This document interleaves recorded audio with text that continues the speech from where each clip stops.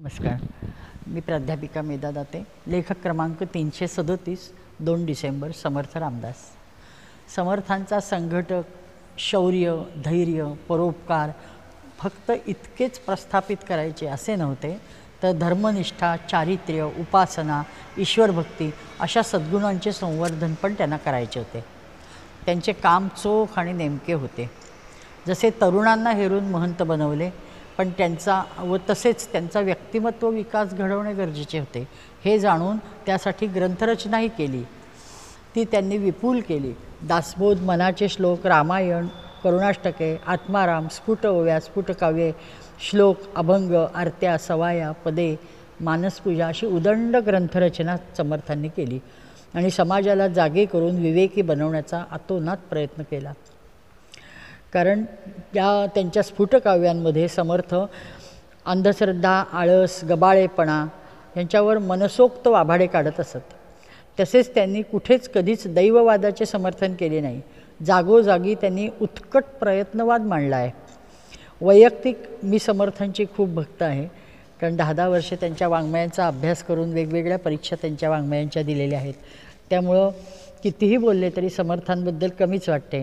संपूर्ण भारतात मिळून हजाराच्या वर असणारी मठ संख्या ही नक्कीच आपल्याला विस्मित करते.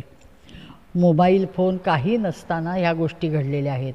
विरक्त आणि निस्पृह असूनसुद्धा क्रियेविना वाचाळता व्यर्थ आहे हे नुसते म्हणून न थांबता अहोरात्र कामास लागले.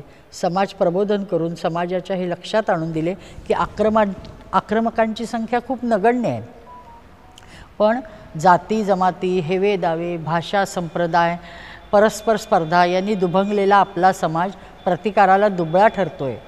समर्थ हे पक्के जाणून होते की सर्वसमावेशक राष्ट्रीय दृष्टीचा समाजात अभाव आहे आणि मग तो भाव निर्माण करण्यासाठी समाजाच्या अंतःकरणात स्फुल्लिंग चेतवणे व ते अहोरात्र धगधगीत ठेवण्याचे मोलाचे काम त्यांनी केले.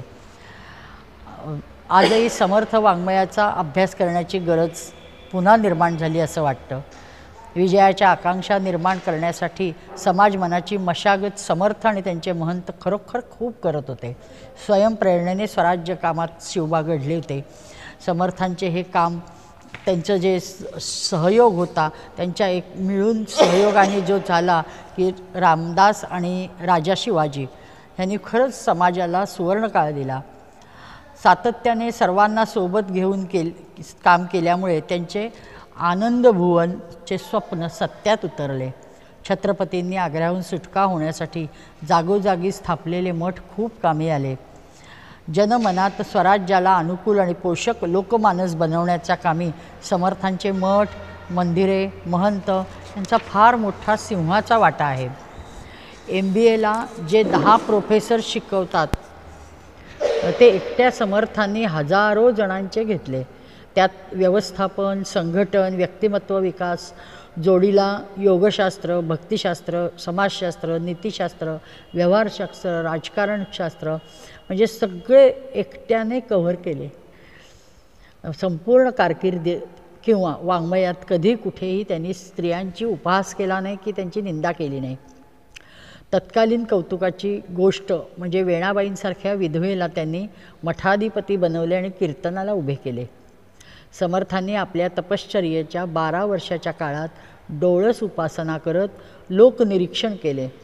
आपले लोक कष्टाळू तर खूप आहेत, संख्येने जास्तही आहेत, संपन्न आहेत, बुद्धिमान आहेत, शूर आहेत, धैर्यशील आहेत, पण फक्त दुर्दैवाने ते आत्मकेंद्रित आहेत. त्यांना त्यांच्यात संघटितपणा नाही, त्यामुळं साहस नाही की प्रतिकार नाही. आणि ह्या सगळ्यावर मात करणे साधत, लोकजागृती करत, शिक्षण देत, महंत मठ स्थापना करत, हनुमान मंदिरे, व्यायामशाळा काढून दुसरीकडे तितकीच प्रचंड ग्रंथरचना करत हवा तो सुपरिणाम साधत ते यशस्वी झाले आणि मोठ्या संख्येने समाजाला श्रीरामचरणी नेऊन सोडले. धन्य समर्थ रामदास आणि धन्य त्यांचे बहुआयामी कार्यबाहुल्य. नमस्कार.